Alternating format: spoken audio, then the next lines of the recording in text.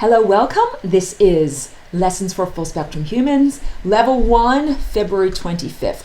And again, if you do not see everyone at the top of your screen who's tuned in, sometimes there are students who aren't able to tune in on time, but many people do catch up with the recorded video archive later, so just be aware of that. And Level 1, what we are doing right now is talking about the rainbow journey.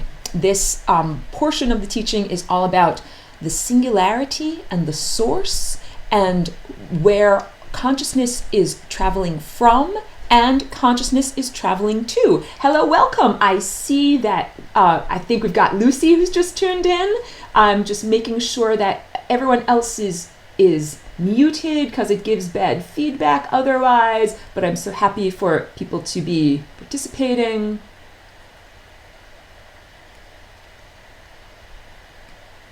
Everyone should be muted? Okay, hopefully that's all right. Great, cool. Working on the rainbow journey. The invitation to Zoom yet? I thought I sent it out to everyone. Ed saying that he did not get the group email yet today. I got a Facebook thing, but not the... Okay, I thought that I sent out an email. Actually, this is a recurring meeting, so the good news is that you can always tune in with the same link every week. If you save or bookmark your email, you can always tune in, and I always send it out again, even though I'm sorry if the email did not come through this afternoon. But I also list it on the event page on Facebook and put it on my personal timeline on Facebook. So again, you can bookmark that link and then you can always tune in. Let me get going on recording what I've got going in the back. All right, Level 1, and this is Lesson 7, and this is all about the rainbow journey. So we're going to be talking a lot about the singularity and defining what the singularity is, and also understanding all of these. And I understand that this is a little bit blurry, what you're seeing on the screen at home, but these are all examples from my artwork of what the singularity is and where it is. Understanding this is one of the things that will unlock doors of perception, that will allow you to perform maneuvers that you wouldn't be able to perform otherwise. A lot of this has to do with changing and restructuring your inner perception. When you learn something new or when you become structured in your thought pattern, oftentimes that allows you to have increased or expanded powers or greater freedom, or there are new things you can do just because you have embodied this new truth. So let me show some examples here. Like shown this picture many times, and we can see all of the chakras are coming together. Before I even get going on that, I want to move this aside and talk about when we stretch the very stretchy fabric of the universe. Like if this is the stretchy fabric of the universe, and we put something heavy on top of it and we begin to stretch it out, that is what creates the singularity. I have to define this term because science talks about the singularity in one sense, and in terms of sociology, people have been talking about the singularity in a different sense. People in sociological terms are speaking about the singularity as the moment when humans and technology, or the transhumanism movement, will reach a state of critical mass or momentum and come to the forefront. The idea of becoming a cyborg, or a blending of your own consciousness with the consciousness of technology, and thereby creating an expansion of possibilities. But that is not my definition of the singularity. So I'm clarifying everything here. My definition of the singularity is when we have stretched the fabric of space-time and awareness to an infinite point. So when I show you this sculpture, we see here, look, the finger has dimpled the fabric of space and time from all of these different directions, and they are all meeting in the middle. I also draw the time vortex all the time. Let's clear the ink. The time vortex is kind of like the black hole in the opposite direction. Look at that. It's the stretchy fabric of the universe with a central tent pole or yurt pole that just goes on in an infinite amount of time. And the force that causes that, this infinitely heavy red bowling ball that I just drew down there, is the force of awareness or consciousness exploring itself. Okay. This over here is a really good example of what I'm talking about when I show the rainbow journey. I know it's blurry on your screen, but what this is, there's a dot up here at the top that is a white dot. And then outward from there, we have, let's see if I can make it a little bit bigger. You can see it a little bit more easily. Oh, yes, you can. All right. This is actually a piece that was painted on glass, but died tragically. But you can see here is the dot of white awareness. That is the totality. That is everything that all of the colors of the rainbow add up to. And down from there, we have this violet chakra. That is the first step down in reducing the frequency of source information so that eventually it can reach your human level consciousness without incinerating you. So this is one of the first things we have to understand. The source, or the singularity, is the presence of all energy and the presence of all information. It is the totality. It is everything that has ever existed or could ever possibly exist. And you can understand that if you plug directly into all of that without any intervening levels, that you would be immediately incinerated.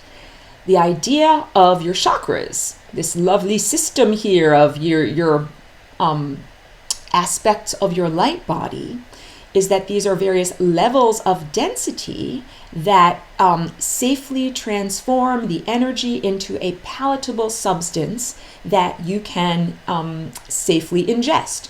So it has to go down all of these different levels, from the totality, being up here at the source, and then it circulates down, and it circulates in a spiral movement. So it's kind of like a spiral movement down, and that's through your crown chakra. It's the very first place it reaches. And when I speak about little tiny infants and how they have their fontanelle, they have their own innate divine connection right up here. We all do. This is the first place where you, within the octave of being a human, touch the source.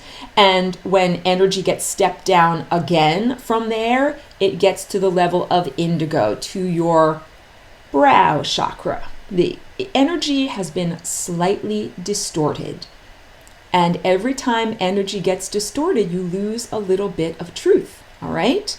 When we move up a little bit more, come down from the brow chakra, then it gets into the throat chakra, and then it circulates down into the heart chakra. All right? Every time, with each level, gets a little bit more distorted, a little bit more dispersed, until finally it reaches, the level of yellow, which is the level of your conscious human awareness, your hacked operating system. And that is when you become what we would say aware of something that's going on. So for you in a human level consciousness to become aware of something, you don't just connect directly to the source of totality and awareness, because that would burn out your neurology. You're in a limited state. So it is necessary to reduce the energy into a palatable format. In the recorded lesson, I teach all about the prism, and I'll draw a little picture of what I'm talking about. PRISM, of course. So we have light that is entering into the prism, and as it reaches, so it's, first of all, as it's traveling here, it's traveling in air. And this has everything to do with the speed of light. I mean, a lot of science is amazing because it can set your mind free, but science, when it programs in implied limitations, it's just another bar on the cage. So when we talk about the speed of light and understanding that, on the one hand, Einstein teaching about the speed of light was uplifting or expansive because previous to that, everyone had a Newtonian view of the world. Newtonian referring to Isaac Newton. This is all in the recorded lesson. P.S. I will give extra credit to anyone who can find the mistake in the recorded level 1 lesson. It's in there. If you don't want to play along, I'll tell you this. I'm totally wrong. Newton did not invent the binary system. That was Leibniz. They were contemporaries and they were a little bit in competition. And so I apologize that I mixed them up. But no, Newton did not invent the binary system. But Newton did standardize our understanding of the 7 colors of the rainbow. This is pretty interesting because he was very much about the observable universe and what you could look at with your eye and what could be proven through observation. And he lived, during the mid-1600s. This is a time when socially people were coming out of a dark age, even though I tell you we still live in a dark age, but people were coming out of a time of religious oppression where the Catholic Inquisition was reducing free speech and free thought and making it very difficult for people to investigate the world and share information.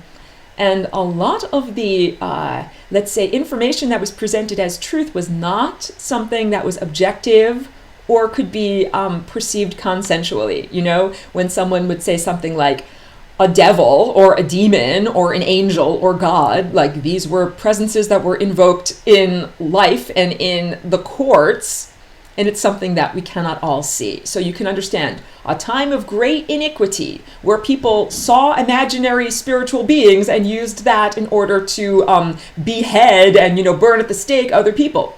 Now we come Newton. Newton said, let's just deal with what we can see. No spirit people, no angels, no demons, no God. Let's just deal with what we can see. And he was very much about experimental science. And this is why so much of what we currently understand, the rules of physics in the physical realm, come from him and from that era. That is the era when people wanted to establish a baseline of what is consensual reality? What is the world that we are all experiencing so that we can even have a common understanding? So Newton was wonderful, but he also had a bit of a spiritual understanding. And he understood that the number 7 was a special number. And so when he did his experiments of bending light waves, he created a prism. He had a triangular shaped piece of glass or crystal that he passed light through. And when the light, so these are light waves, and they are traveling through air, and air is a less dense medium than glass or crystal. When the light reaches this edge here of the glass, it has to slow down a little bit. And what happens if we move this aside a little bit and make a little bit more room? So imagine here's a light wave. Light waves travel like curlicues, up and down, up and down, up and down. Here's a light wave, and when it reaches, a pane of glass or something like a meniscus on a surface of water or anything that is a more dense medium, that medium slows it down a little bit. And those light waves then get a little bit bent and they go a little bit crooked. All right. So this is awareness that is being bent by changing its levels of density. And in the spectrum, let's do this properly, this would be red down here and the shorter wavelength would be violet up here. And then of course we have all of the intervening colors of the rainbow in between. I am drawing, so So Newton did a lot of wonderful experiments dividing up the primary ray of sunlight, which is the ray of consciousness that emanates from our nearest star, into its constituent elements. And when I do the rainbow, and when everybody does the rainbow, we do, pointing over here so you can see red, orange, yellow, green, and then there's blue, and then there's indigo, and then there's violet. And many people now, they say, why do we have to distinguish between blue and indigo? Is this, necessary? Or maybe we should have two different colors of green, a dark green and a more yellowish green. And the answer is that Newton divided up the spectrum into 7 colors because he was aware of the 7 chakras and that there was a spiritual quotient or a magical aspect to the number 7 and being in tune on a body level with these colors. And he also did interesting things with experiments of putting one prism like this, and so you have light comes in and gets bent and comes out as a rainbow. We're just making the red the rainbow, just very simplistically. And then he put another prism here like this, opposite one. Oops, I didn't draw that very well, but you can understand it has rainbow going into it and black coming out of it, regular plain light coming out of it. And this is like he showed splitting apart of light and then splitting it back together. This is really what this lesson is about. The journey away from the source and then the journey back to the source. And what that means is that the source is not just the source is also our destination. The source is where our consciousness impulses are coming from. I am aware. You're all aware. We are impulses of consciousness and awareness, and we're coming from the source. So we are on the aspect of the rainbow journey where we have gone from higher dimensional cohesion, light waves that all fit together, and we have been dispersed. We've been distorted and diminished and stepped down in our energy pattern. This is not a bad thing. This is a non-judgment description of reality. We are, I'm going to draw a picture. We are like a spread out light. If this is the primary ray of consciousness and emanation, that we would call God or divinity or unity consciousness. And we are what happens when that light is spread out, like the rays of a flashlight spreading outward in a fan shape. And when I draw the time cones, when I draw this time cone, this is the visual representation of possibilities being spread out over a wide area. Like we really want to energize this central core timeline, path of least likelihood, the ascended master timeline, but there's all of this filler. This is all the distortion. The emanation of consciousness has been split up into all of these possibilities. And now we are here as emanations exploring all of these possibilities. And it's kind of like we tick them off the list. No, no, no, no, no. Go all the way down the list. No, no, no. None of this needs to happen until we finally get to the one that makes sense, that does need to happen. I want to show images of the singularity. It's why I have these all up here, okay? So first, let's just make it as big as we possibly can, and I hope that you can see. And I'll choose a color that you can see. I'm making a big fat circle of white and pointing with my shadow of my pen right there in the middle. That is the singularity on this painting. We can see these 4 vortexes that are all traveling towards that center. All right, I'll show you on another spot. All right, this is kind of a person sitting in meditation in profile. I hope you can see that back there. And I'm now going to draw big white dots. Here's a singularity, singularity, singularity, singularity, singularity. These are all, and I hope you can see that, I know it's a little bit blurry, these are all of the places where the fabric of space-time and awareness has been stretched to infinity, to the infinity point. And of course, when we experience this, or when I draw it, I often draw it to look like this. I show all of the chakras are nested. So I'm now highlighting this central singularity in white there. That's the overlapping of all of the singularities of this chakra system of this person, okay? You have many singularities on your body or in your body, but they all go to the same place. I just want to use another anatomical drawing over here so you can really see.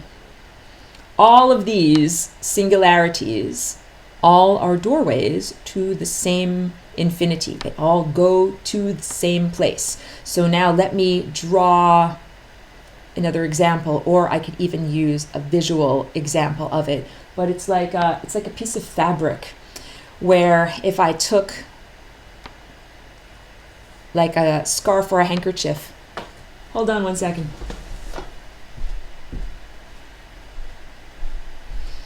I'm going to take my scarf or my handkerchief like this, and let's say I'm going to draw one singularity out of it. So that would be like, you know, making one little loop and drawing that down through there, right? But look, up here, this is still, the rest of the fabric of space and time is out flat like this, and I have a loop down there. But guess what? I can make another loop.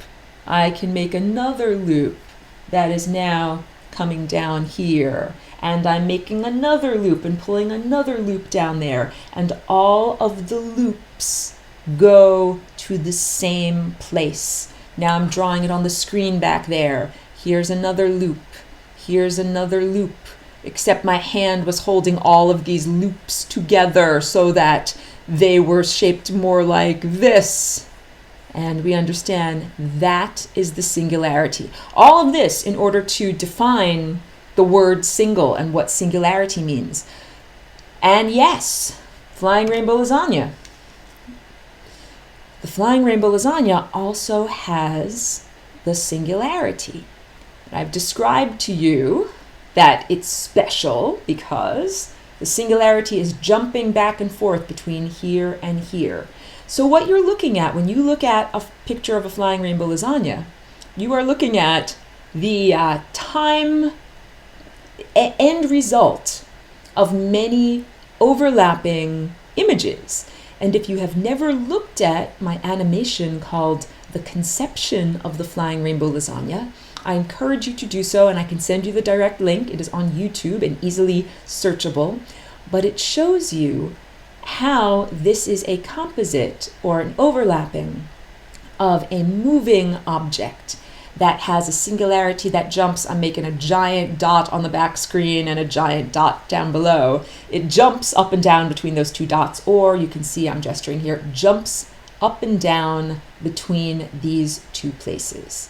All right, this is a bending of the rules, but not a breaking of the rules. And this understanding allows us to connect with things that would seemingly be too distant to connect with.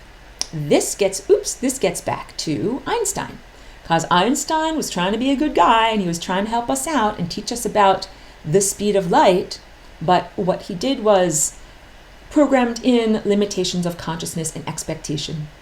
Einstein programmed in to the 20th century. So, okay, I was talking about Newton. Newton is great. Newton is a great guy. Talked all about physical objects and everything that could be looked at and measured and calculated with the physical eye. Einstein, in the early 20th century, gave the updated view of reality. And these are important consciousnesses to understand, because there are like thinkers of the age who set the tone for what people believe. Like today, Stephen Hawking is a person who sets the tone for what a lot of people believe. He is like the official scientist who determines what is quote unquote truth. And it must be remembered that scientists are not always right. Like Lord Kelvin used to occupy the position that Stephen Hawking currently occupies, and Lord Kelvin declared incontrovertibly that there will never be heavier than air flight, you know, like something other than a hot air balloon. But clearly that was not true because we have airplanes all the time now. So it is, I bring this up in order to understand that Einstein and Newton are the representatives of their era and the keepers of the current cosmology. So when I say, oh, hold on a minute, I might need to pause my recording or stop my recording.